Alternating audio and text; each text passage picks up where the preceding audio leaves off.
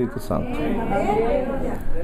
¿Cuál es el Espíritu Santo? Porque qué enredo, está viendo ayer, se llama Espíritu Santo, se llama el Espíritu de Cristo, se llama el Espíritu de Dios, se llama Espíritu de verdad. Y no sé cuántos espíritus hay. Se llama Consolador, el Paracletos, le dice el Evangelio. El Espíritu de Dios, el Espíritu del Padre, el Espíritu de Cristo, el Espíritu Santo. ¿Cuántos son? ¿Cómo se llama? A ver. ¿Por qué Jesús dice que el Espíritu del Padre y luego dice que es el Espíritu de Cristo también? ¿De quién es el Espíritu? Estamos complicados, ¿verdad? Está un poco complicada la pregunta. Solamente hay un Espíritu, el Espíritu Santo, la tercera persona de la Trinidad, Padre, Hijo y Espíritu Santo. Es tanto el Espíritu de Cristo como el Espíritu del Padre, porque el Padre, el Hijo y el Espíritu Santo son el mismo, una sola persona, un solo Dios en tres personas coexistentes con el mismo poderío y gloria. No hay más que un solo Espíritu Santo, el cual mora en el creyente, porque nadie puede llamar a Cristo el Señor si no es por medio de ¿qué? Del Espíritu. Cuando creímos, recibimos la unción del Espíritu Santo, el cual ya no mora en el aire. El Espíritu no anda en el aire. Hay gente que dice, anda aquí, por ahí se mueve. No, el Espíritu está en ti. La Biblia dice que somos el ¿qué? El templo. Y si dice que es un templo es porque allí mora ¿quién? Así que a veces estamos pidiendo que venga. Baja, digo yo, ya bajó en Pentecostés. Hace 2000 años, 40, 50 días después de la Pascua, Él bajó por primera vez y habitó en 120 personas que estaban en un aposento orando unánimes en el Espíritu. Y estaban esperando ¿qué? La promesa del Padre que vendría sobre ellos y se manifestó con poder y gloria. Desde entonces el Espíritu Santo mora aquí y mora en ti y en mí, porque somos ungidos por medio de su presencia al creer y al aceptar a Jesucristo. Usted no puede tener a Cristo y no el Espíritu, por favor. Usted tiene a Cristo, sí, pero no tiene el Espíritu. ¿Cómo no va a tenerlo? ¿Acaso Dios está dividido? ¿O usted puede tener a Cristo y no al Padre? ¿O sí puede? ¿Cómo? Si usted tiene a Cristo, usted tiene la plenitud de Dios. Está en usted, habita en usted y le ha llenado de su presencia. El Espíritu de Dios habita en el creyente. La diferencia es que a veces le tenemos atado, maniado, controlado, en vez de ser controlado por Él. Conforme nosotros dejemos que su presencia manifieste su poder y gloria en nosotros, entonces vemos el poder de Él. Amén. Porque el Espíritu Santo no es una posesión. No vino a poseerlo a usted como los demonios. Los demonios controlan ¿a quién? A la persona, ¿sí o no? Y leemos en la Biblia y hemos visto gente endemoniada, ¿no? Pero el Espíritu Santo no posee a nadie. Él habita. Somos el lugar donde Él habita. Él escogió habitar en medio de nosotros, su pueblo. Es la primera vez en la historia de toda la humanidad cuando el Espíritu Santo vino y habitó. Y primeramente habitó ¿en quién? En Jesús. Estando en el Jordán siendo bautizado, hay una manifestación gloriosa cuando Él baja al agua y aparece una voz, se oye una voz que dice, este es mi Hijo amado en quien yo tengo toda mi complacencia. Y el Espíritu de Dios baja sobre Él en forma de ¿qué? Y es lleno, y sabe que inmediatamente, está leyendo anoche, interesante, dice, inmediatamente el Espíritu lo toma y lo lleva ¿a dónde?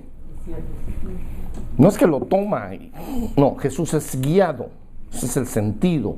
Fue guiado para ir al desierto y ser tentado por Satanás. Y es el primer ser humano, porque Cristo es humano, que habitó la plenitud del Espíritu en él. En el Antiguo Testamento el Espíritu Santo existía porque existe ¿desde cuándo? Desde el principio. Pero su manifestación era temporal, esporádica. Aparecía, por ejemplo, David, venía el Espíritu de Dios sobre él y profetizaba o cantaba con la unción del Espíritu, pero no permanecía. Porque la promesa del Padre todavía no había sido enviada. Jesús le dice, es necesario, dice, os conviene que yo me vaya. Porque si yo me voy, ¿qué va a suceder? Enviaré al Consolador, el Espíritu de verdad, el cual estará con vosotros. O a veces, no, dice todos los días. Va a estar con el creyente ¿hasta cuándo? Hasta la muerte, hasta la vida eterna va a estar. ¿Ven? Por eso el Espíritu Santo no es como una luz que se prende y se apaga, está conmigo y a veces se va. No. Gente dice, se fue el Espíritu de mi vida. ¿Cómo se va a haber ido? El Espíritu Santo nunca se va. Usted lo recibió al creer, solo que a veces no sentimos su presencia porque estamos llenos de ¿qué? De cosas materiales, dureza de corazón, falta de búsqueda de Dios. Entonces el Espíritu está restringido. Dice que no contristéis al Espíritu de Dios con el cual fuisteis sellados. Si usted está sellado, está sellado. Está sellado. Ahora, que usted no sienta su presencia, que usted tenga problemas pecaminosos, bueno, ya usted tiene que trabajar en esa área, permitir que el Espíritu gobierne su vida. Pero no puede pedirle que venga más, ya vino.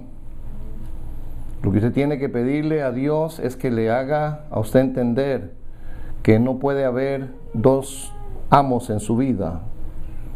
O gobierna Dios o gobierna el hombre. O eres tú el gobernador de tu vida o es el Espíritu de Dios. No podemos ser... Imagínense dos personas manejando un auto. Dos manejando, imagínense, ¿qué pasaría? Hay un accidente porque uno piensa de una manera del otro, pero nosotros dice que somos guiados por uno, el Espíritu Santo, si es que le damos el timón, ¿verdad? Si es que le damos la rueda y decir, maneja mi vida. Pero a veces queremos controlar nuestra propia decisión, hacer nuestras propias decisiones y no dejamos que el Espíritu de Dios se mueva con libertad. La palabra de Dios también debe morar en nosotros. Acuérdese que Jesús es la palabra, Él es el verbo hecho carne. Y la palabra y el Espíritu funcionan en unidad porque es el mismo Dios. Nunca se puede oponer el Espíritu y la palabra. Ambos concuerdan. Amén. Conforme usted tenga más y sepa más y recite más y conozca más la palabra del Señor, el Espíritu Santo la va a usar en su vida. Porque es la espada del Espíritu, según Gálatas 2 dice, ¿la espada de qué? Del Espíritu. Y por medio de la palabra venimos a conocer la verdad. Y Él es el Espíritu de qué?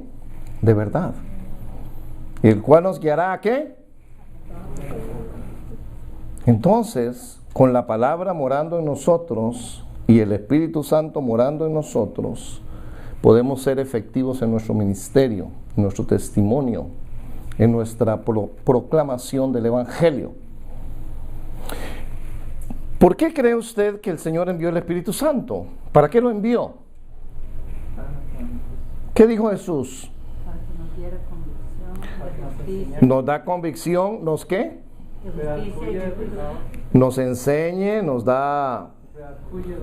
redarguye, ¿verdad? El Espíritu habla a nuestro corazón, pero sabe que hay un área muy fundamental, yo creo que es la principal, que el Espíritu vino a morar en cada creyente, es para que demos testimonio de la verdad. Porque en ese día no os preguntéis qué diréis, porque el mismo Espíritu os revelará toda la verdad. Y entonces una de las funciones fundamentales del Espíritu Santo es revelar al creyente o recordar al creyente la verdad. ¿Y cuál es la verdad? La palabra de Dios. Porque cuando estamos delante de alguien para dar testimonio, el Espíritu Santo es el que nos enseña y nos guía para que la palabra que sale de nuestra boca sea a través de Él. Y Jesús les dijo, y vendrá el Espíritu Santo, vea, está ahí en Mateo 28, 18, y vendrá el Espíritu Santo sobre vosotros, es la promesa cumplida, Él se está despidiendo. Y me seréis testigos, ¿dónde? Jerusalén, Judea, Samaria y hasta lo último de la tierra. Y ahí está la clave. Jesús dice, ustedes van a recibir el poder del Espíritu, no para ser gruñidos y revolcarse en el suelo, ni pegar alaridos, ni risas descontroladas, porque eso no es el propósito, para que me seáis, ¿qué? Testigos. ¿Ok? O no para caerse entre las sillas, gente, es el Espíritu que está moviendo y tira a la gente en el piso y todo eso, no. A eso no vino. El Espíritu Santo vino para llenar al creyente de poder y ser, ¿qué? Testigo. ¿Cómo sabemos que el Espíritu de Dios está moviendo nuestra vida? Cuando somos testigos de Cristo. ¿Testigos de qué? De la verdad. Porque el Espíritu nos va a guiar siempre a ¿qué? Toda verdad. Él no engaña. Él no miente. Él es verdadero. Y nos va a dar el conocimiento o recordarnos todas las cosas. Jesús dijo, Él os recordará todas las cosas que os he dicho. Y Él tomará de lo mío y os lo hará. ¿Se da cuenta? Entonces, el Espíritu Santo gobierna nuestra vida si nosotros se la permitimos que Él la gobierne. Porque tenemos una autodefinición, nosotros tenemos poder propio para decir la verdad. La Biblia dice propio albedrío, ¿no? O sea, voluntad propia. Usted ve una persona ahí y dice, el Espíritu le dice, ve y dile, como Felipe, ¿no? Ve aquel carro, y Felipe puede haber dicho que no, sí. Felipe ha dicho, no, yo no quiero, aquí estoy en Samaria en un gran avivamiento y aquí es donde Dios me está usando. Y el Espíritu le dijo, Felipe, deja todo eso y ve aquel carro. ¿Sí o no? ¿Quién iba en el carro? Un eunuco, un etíope, leyendo Isaías. Pero Felipe le pudo haber dicho, ¿qué voy a ir yo a un carro? Yo aquí donde el Señor me está usando en este lugar. Quiere decir que el Espíritu no gobierna, pero nos da la pauta, nos enseña y nos guía. Si nosotros estamos en un lugar, un despacho de médico, no sé, en cualquier sitio, y el Espíritu le dice a usted, ve y dile a esa persona que Jesús es el Señor y que Jesús le ama. Usted si quiere va, o si quiere, no va, o sí, o lo obliga. Yo nunca he visto que el Espíritu Santo obligue a nadie a nada.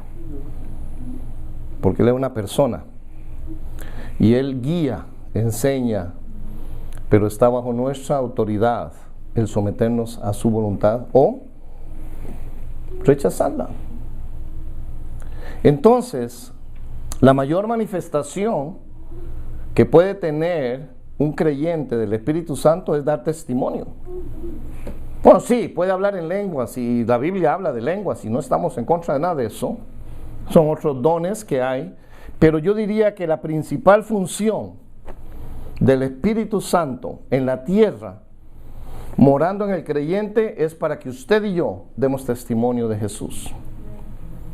Lo otro también, pero esa no es la principal motivación por la cual el Señor envió el Espíritu Santo. Y recibiréis ¿qué? Poder, el poder del Espíritu Santo morando en ustedes para que me sean ¿qué? Testigos. Y Jesús no dijo, recibirá el poder del Espíritu Santo para que hablen en lenguas. Jesús no dijo eso. Aunque sí lo puede dar el Espíritu, se manifiesta en diferentes dones como sanidades, lenguas, ¿verdad? Sanidad, don de discernimiento y sabiduría, palabra profética, etc. Pero, ¿de qué me sirve a mí ser un gran profeta o ser un gran hombre que conozco la verdad y no puedo llevar el testimonio, no doy testimonio de Cristo? Mi llenura del Espíritu es vacía, porque nadie se beneficia. Nosotros somos llamados para dar testimonio de la verdad. Jesús dijo, yo soy ¿qué? La verdad, el camino y la vida. Y ese es el trabajo de la iglesia, porque el Espíritu Santo vino a eso, a ayudarnos, porque no podemos hacerlo solo. Acaba de leer Rodrigo. ¿Qué dice Juan 15? Porque separados, usted no podría oiga, si usted está separado, no podría convencer no sé, a nadie, podría usted darle testimonio, porque separados de mí nada podéis hacer. Y todo lo que nosotros hacemos es porque Jesús está en nosotros y el Espíritu de Dios mora en cada uno de nosotros que hemos recibido y creído en Cristo como el Señor y el Salvador de nuestras vidas.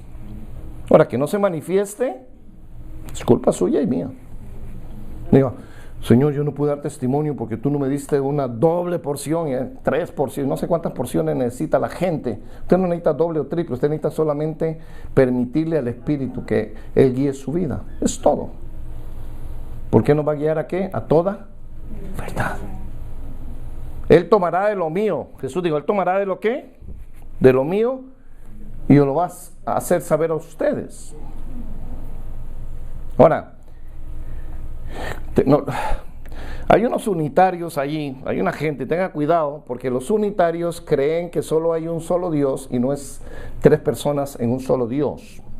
Ellos creen que el Padre se encarna en el Hijo, el Verbo, y se vuelve, nace en Belén allá hace 2000 años, y entonces el Padre es el Hijo. Oiga bien, el Padre es el Hijo encarnado.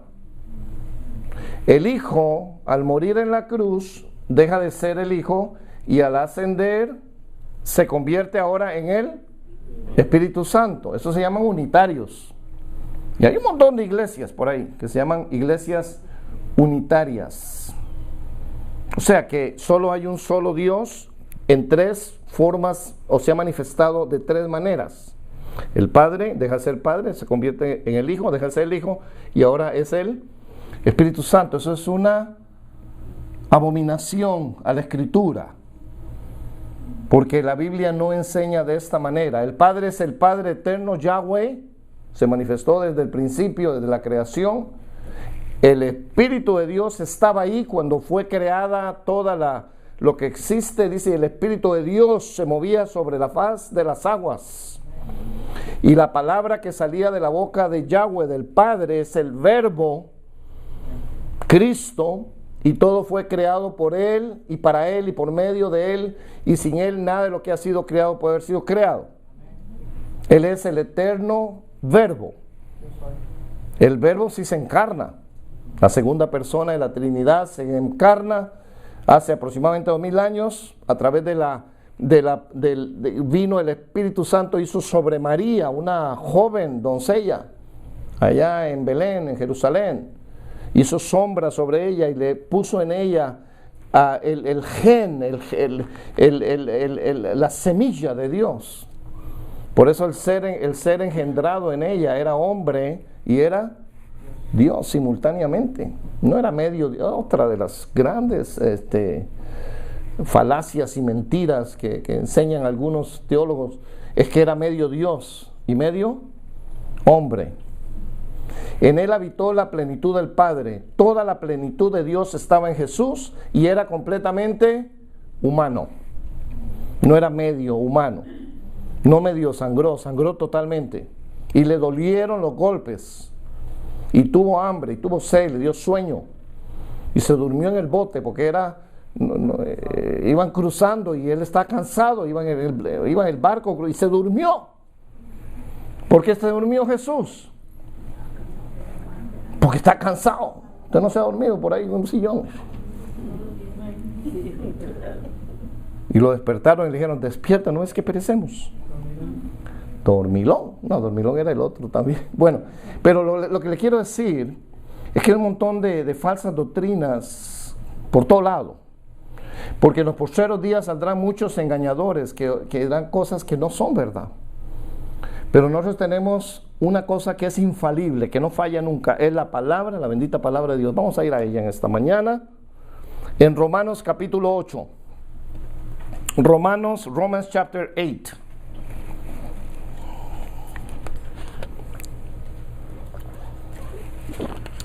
Romanos capítulo 8, vamos a estar leyendo los primeros 17 versículos.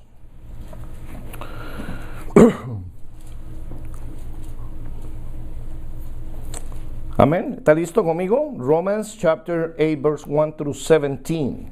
Del 1 al versículo 17. Ahora pues, y si usted lee el contexto anterior, Pablo nos está enseñando desde el capítulo 1 de Romanos la gracia que hemos recibido a través de la justificación por medio de Cristo Jesús. Nosotros ya estamos en Él. Y todos los beneficios de la redención está en nosotros, la iglesia. Por eso empieza el versículo 1. Ahora pues, ninguna condenación hay para los que están en Cristo Jesús. No le crea al diablo. Hay gente que dice, es que el diablo me acusa. ¿A quién le cree usted más? ¿A Dios o al diablo? Dios dice que ninguna condenación hay para los que estamos en Cristo Jesús. De todas maneras, cuando el diablo le eche una culpa a usted, dígale, usted es un mentiroso. Jesús dice mentiroso desde el principio. Y ese príncipe de toda mentira. Créale a Dios, no le crea a Él. Hay gente que le pone más atención a lo que dice el diablo que lo que dice la palabra. Aquí dice que ninguna condenación hay para los que están en Cristo Jesús, los que no andan conforme a la carne, sino conforme a ¿qué? Al Espíritu Santo. Está con mayúscula. Cuando usted lea y aparece espíritu con una E en mayúscula, no habla del espíritu del hombre ni del espíritu inmundo, habla del Espíritu Santo. Así lo distinguimos. El que anda conforme al Espíritu. Porque la ley del Espíritu de vida en Cristo Jesús me ha librado de la ley del pecado y de la muerte. Somos libres. La ley del pecado y de la muerte ya no reina en usted. Usted ha sido redimido por la sangre de Cristo. Y ahora estamos bajo una diferente ley. La ley de vida, del Espíritu de vida en Cristo Jesús. Ya no hay condenación porque la ley no le puede acusar a usted. Si usted anda conforme a ¿qué? Al Espíritu. Siempre hay una condición. O yo hago lo que quiera porque yo soy cristiano. No. No me conviene, dice Pablo, me puedo hacerlo todo, pero a mí no conviene. Debemos vivir en santidad y debemos andar conforme al Espíritu. Porque lo que era imposible para la ley, por cuanto era débil por la carne, Dios enviando a su Hijo en semejanza de carne de pecado. Y a causa del pecado, condenó al pecado, ¿en dónde? En la carne. Jesús en el madero dice, consumado es, ya está hecha la obra redentiva, y entregó su espíritu y ahí expiró. En su carne llevó todos nuestros pecados. Isaías lo pone de una manera casi poética, dice, todos nosotros nos descarriamos, nos apartamos como ovejas, cada uno por su propio camino, mas Dios cargó en Jesús, ¿qué? El pecado de todos nosotros. Y como oveja fue ¿a dónde? Al matadero, no abrió su boca. Jesús dice, consumado es, ya está hecho. Usted no puede hacer nada para redimir más pecado. Usted no puede levantar ni hacer absolutamente nada para quitarse ninguna culpa, porque ya lo hizo Jesús. Y su sangre nos limpia de todo pecado. Y no queda ningún residuo. Hay gente que dice, bueno, por sí. No, ¿qué por sí? No, hay que portarse y hacer esto para Dios por si acaso, ¿no? Me falta algo. No, a usted no le falta nada. Usted está completo en el Señor. Usted no necesita levantar nada ni hacer nada para el Señor. Cuando yo sirvo a Dios es porque le amo. Y no estoy buscando ningún beneficio del Señor, porque no puede darme más de lo que me ha dado. Me dio todo. Y lo que hago, lo hago por su gracia. Dice, por su misericordia. Somos llamados a hacer algo por el Señor. ¿Y qué privilegio? Es un privilegio. Que nuestro amo nos pida hacer algo. ¡Wow! Corriendo. Queremos servirle con toda nuestra alma, nuestra fuerza, con todo nuestro corazón, servir al Señor. Porque no hay manera de que yo jamás le pueda ni siquiera que pagar, ni siquiera darle gracias. Tengo cómo. Porque es inmensurable lo que Él ha hecho por mí. No tiene medida, tamaño. Porque lo que era imposible para la ley por causa de su carne y la mía, por el pecado, la ley no nos pudo dar redención. Por esta causa Dios envía a su Hijo en forma de ¿qué? de carne, en semejanza de carne de pecado, imagínense. ¿Ya? Filipenses dice que se humilló hasta lo sumo, tomando forma de ¿qué? De hombre. Y como siervo fue llevado al matadero, fue llevado a la cruz allí. ¿Se da cuenta?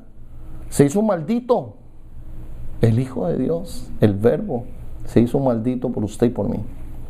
Estamos completos, no necesitamos nada. Para que la justicia, voy por el versículo 4, I'm on verse 4. Follow me in English, please. Verse 4. Para que la justicia de la ley se cumpliese en nosotros, que no andamos conforme a la carne, sino conforme al Espíritu. Cuando se reitera, es porque es importante. 2 veces nos está diciendo Pablo en Romanos, en los primeros 3 versículos, que andamos conforme a ¿qué? Al Espíritu. 2 veces es que lo está reiterando y diciéndonos que andemos conforme al Espíritu. Conforme, ¿qué quiere decir conforme? De la forma en que el Espíritu Santo le dice a usted que ande. Es lo que quiere decir. Usted debe andar como Él dice que usted debe andar. Es su caminar diario. Amén. Porque los que son de la carne piensan en las cosas de la carne. Claro. Yo estoy pensando ahorita que ahora juega Argentina. ¿Cuántos están pensando que ahora juega Argentina? ¿Contra quién juega? ¿Quién sabe de fútbol? No sé.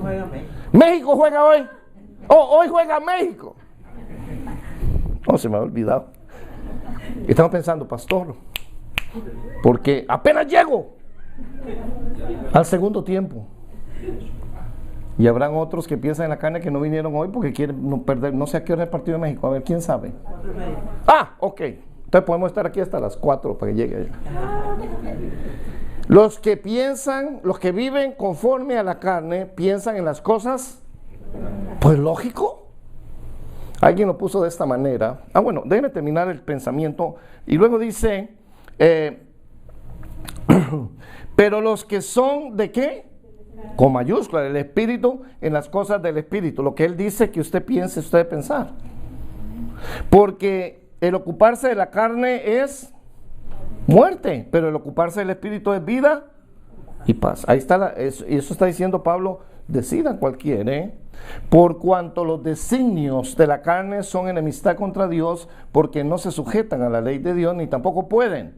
Y los que viven según la carne no pueden agradar a Dios. Si usted vive como en la carne, cosas carnales, usted no le agrada a Dios.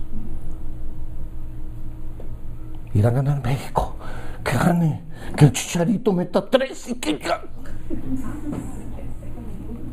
¿sabe qué descubrí yo en el fútbol y todos los deportes? Que hoy ganan unos y después uno está todo triste o ganó todo feliz y después otro año otra vez la misma. Es como, es lo mismo. No dice el gran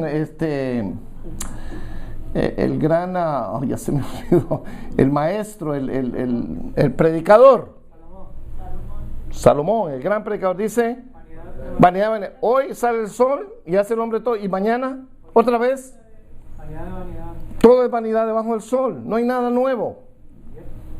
¿Quién va a ser el campeón del mundo? No sé. Se murió Mohamed Ali ayer o el viernes, no sé. ¿Quién se acuerda de Mohamed Ali? Cassius Clay. Un gran, y llora de emoción, y ahí terminó con Parkinson, y un pobre hombre, ¿no? De tantos golpes, su cabeza. Todo pasa.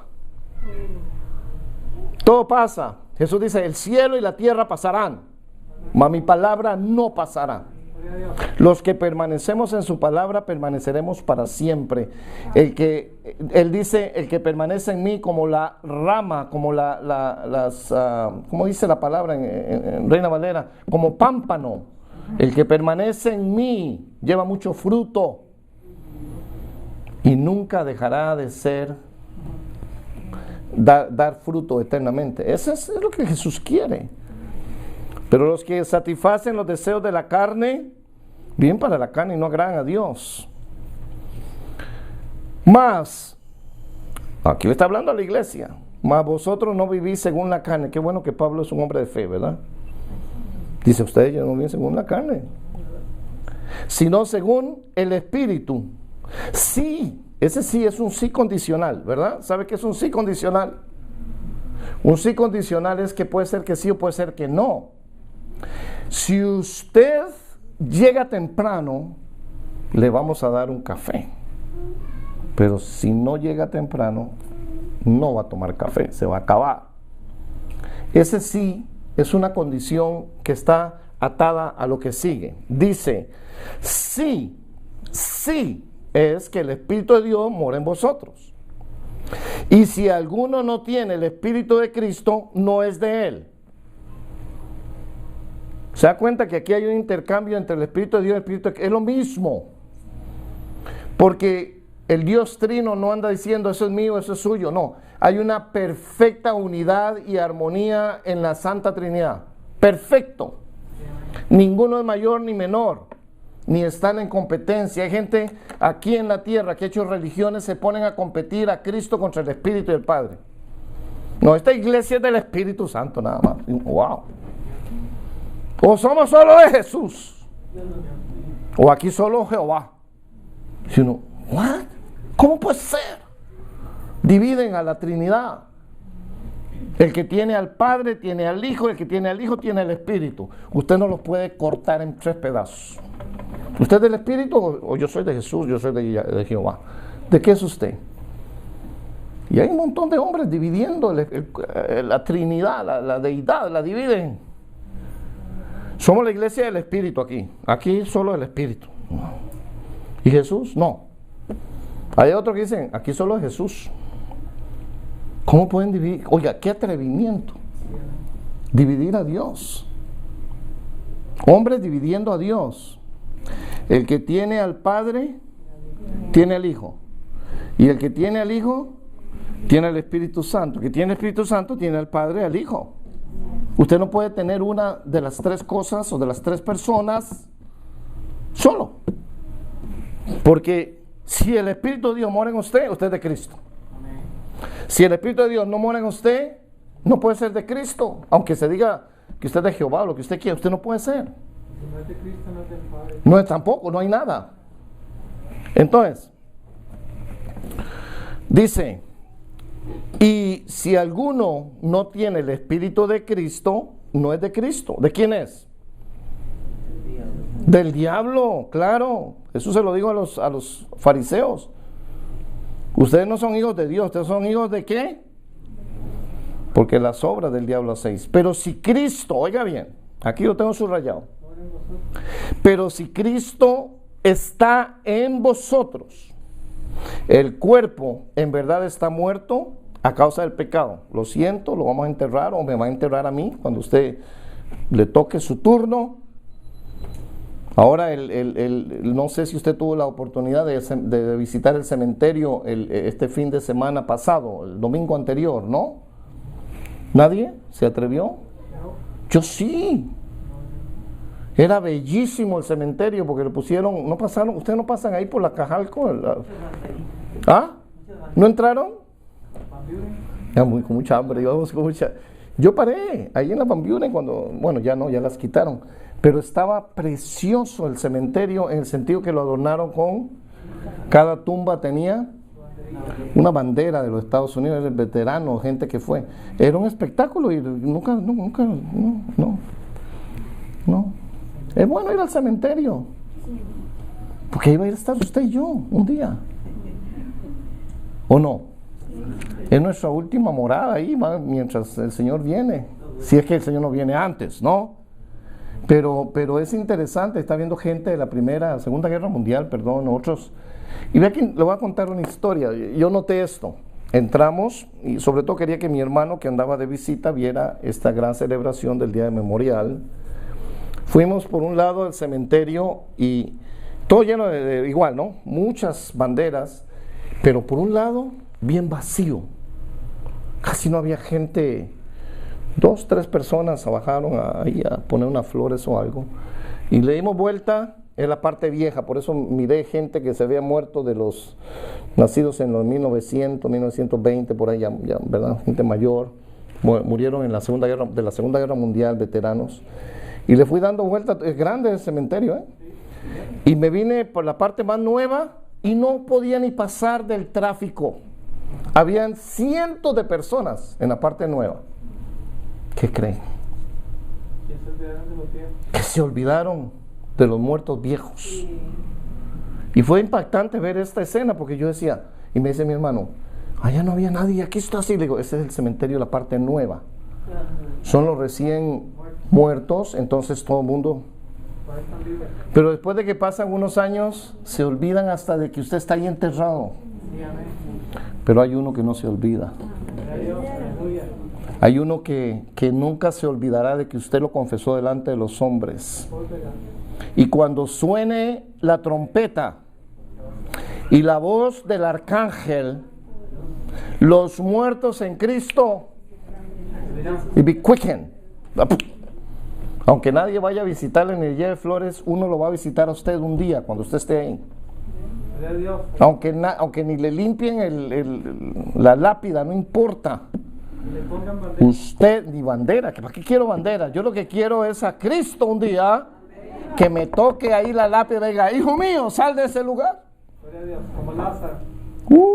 Como Lázaro. ¿Se da cuenta? Pero vamos para ahí. Este cuerpo mortal.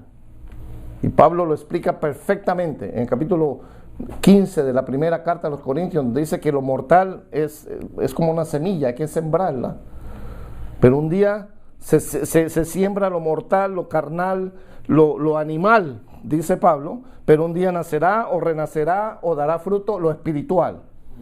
Porque este templo, cuerpo, tabernáculo va a ser destruido, pero Dios tiene uno para usted. Esa es la realidad de la tumba. Y aquí dice que nuestra carne, el cuerpo, está en el versículo 10, pero si Cristo, voy por ahí, está en vosotros, el cuerpo la verdad está muerto a causa del pecado, mas el espíritu, en minúscula, póngale atención a la lectura, está en minúscula espíritu, está hablando de cuál espíritu, el suyo, el que le da vida, el espíritu del hombre, mas el espíritu vive a causa de la justicia. ¿Cuál justicia? La de Cristo, porque Él es justo y justifica a los que somos de Él.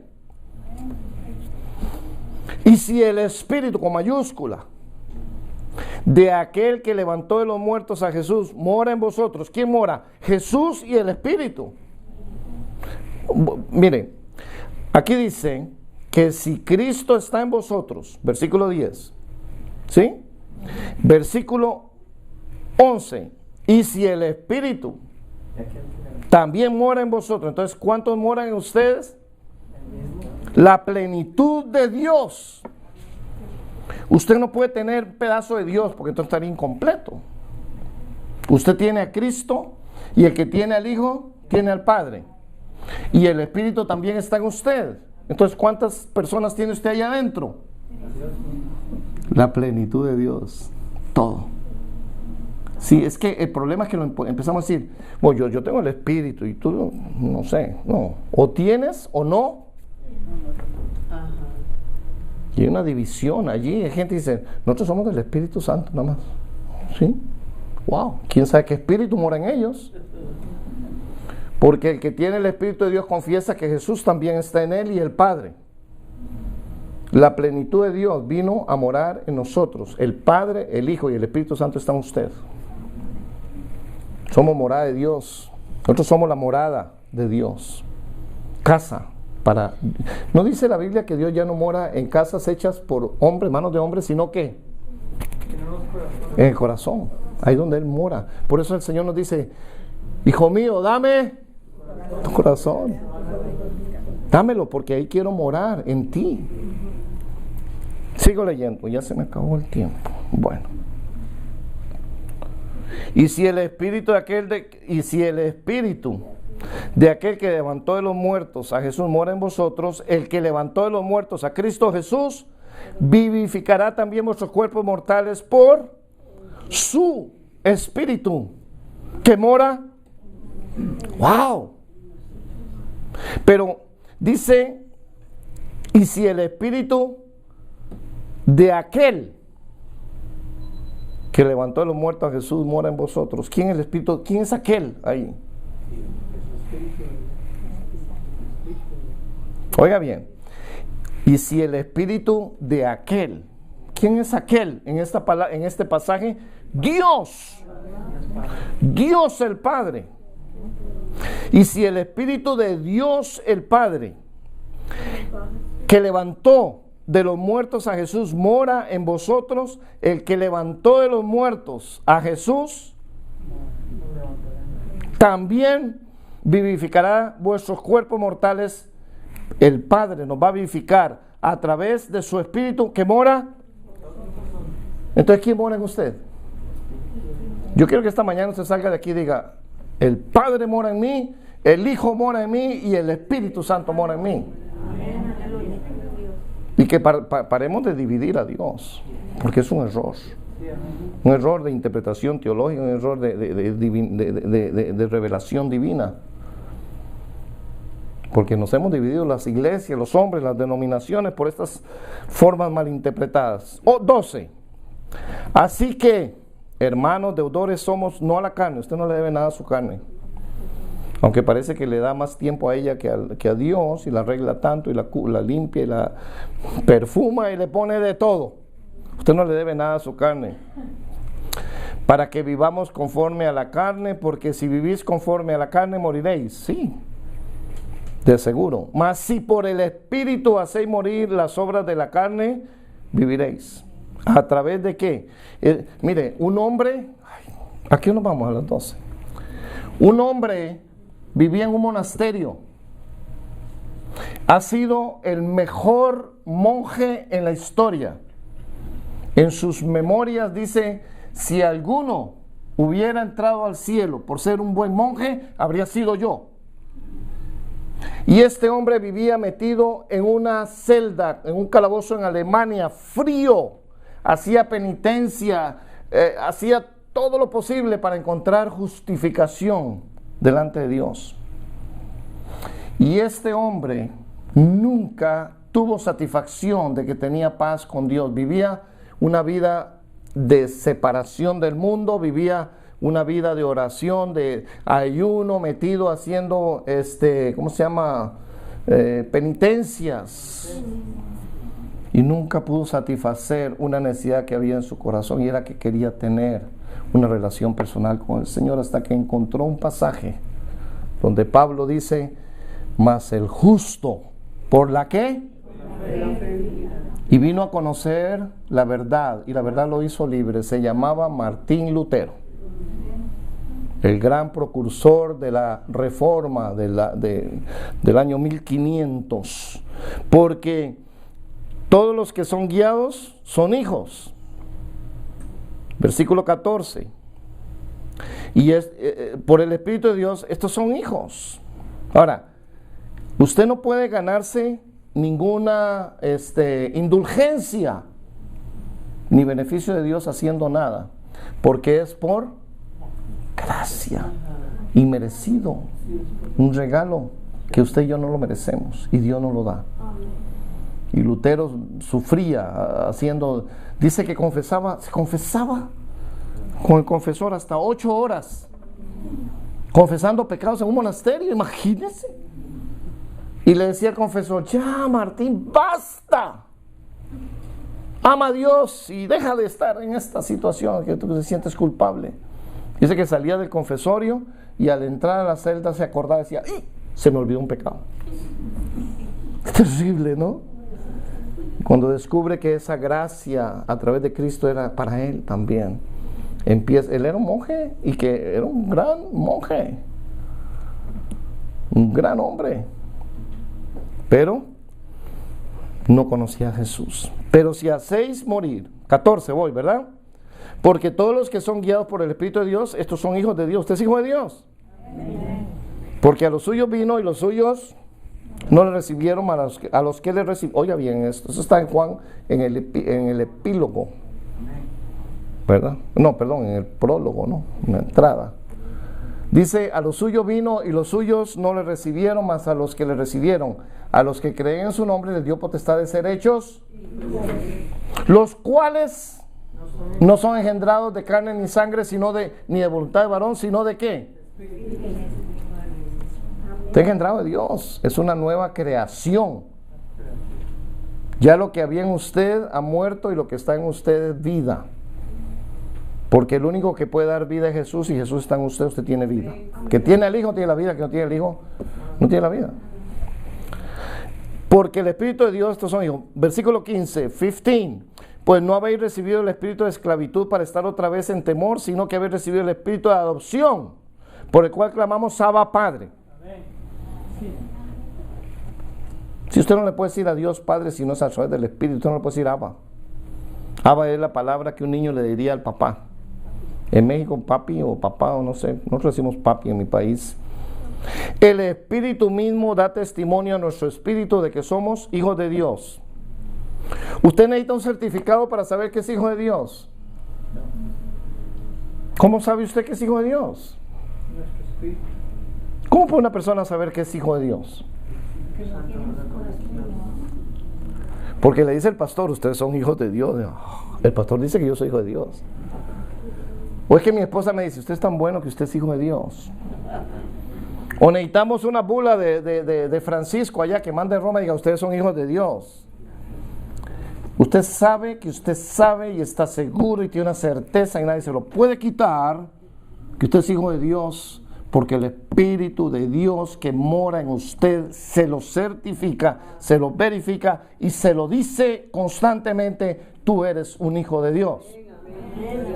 Yo no necesito un certificado, yo no necesito un diploma, yo no necesito ningún documento que me diga que yo soy hijo de Dios, porque el Espíritu de Dios es el que da convicción a mi espíritu que soy hijo de Dios, aunque el diablo le diga a usted que no. Y sabe que cuando el enemigo viene y le dice, usted ni es hijo de Dios, usted diga, gloria a Dios, porque es un mentiroso y le está diciendo una mentira. Hay gente que se la cree y dice, ay, seré yo hijo de Dios. Usted es hijo de Dios, porque Cristo, el Espíritu y el Padre, todas las tres personas de la Trinidad moran en su corazón, y esto no lo puede quitar nadie. Usted tiene el Espíritu Santo en usted y Él mora en usted, porque vino un día cuando usted dijo, Jesús, yo te acepto, yo creo en ti, me arrepiento de mis pecados, te recibo como mi Señor y Salvador, y ese momento Dios te selló, un sello. No es que me dice ya evangélico. ¿Qué se hizo usted evangélico? Nada. La gente dice, cuando yo me hice evangélico, usted no se hizo nada. Dios lo llamó a usted y lo redimió con su sangre. Cuando usted le pregunta a usted, ¿cuándo se hizo usted evangélico? Dice, no, yo no me he hecho evangélico. Yo soy hijo de Dios por la gracia de Dios, un día que Dios me llamó, porque yo estaba bien perdido. Y el Señor, por su gracia, un día me llamó para que yo viniera a conocerle a Él, al Señor y Salvador de mi vida. Amén. Vamos a cantar la última canción que cantó Benjamín. No le da gracias a usted por la vida de Benjamín, de Anaís, de Johnny, ¿verdad? Que ahora ore mucho por Raúl también. Raúl nos va a estar ayudando en el sonido. Y le damos gracias a Dios por el ministerio, hermano Raúl.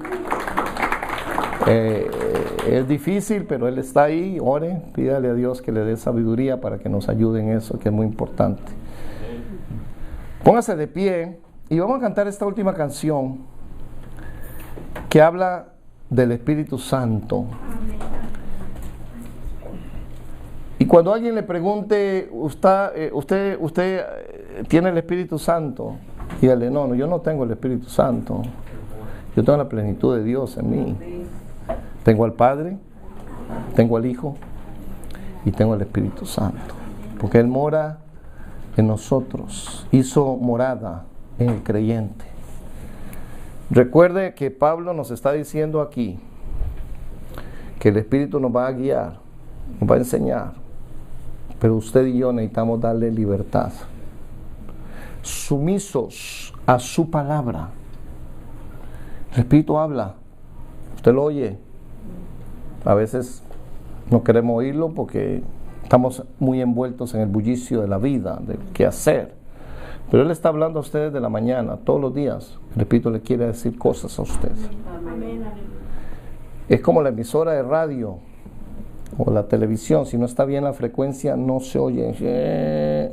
Sintonízate en el Espíritu para que Él te enseñe, te guíe y te dé toda la verdad. Nosotros tenemos la perilla para sintonizarnos con el Espíritu, si queremos. Es estar bajo su voluntad, sumisos a su dirección.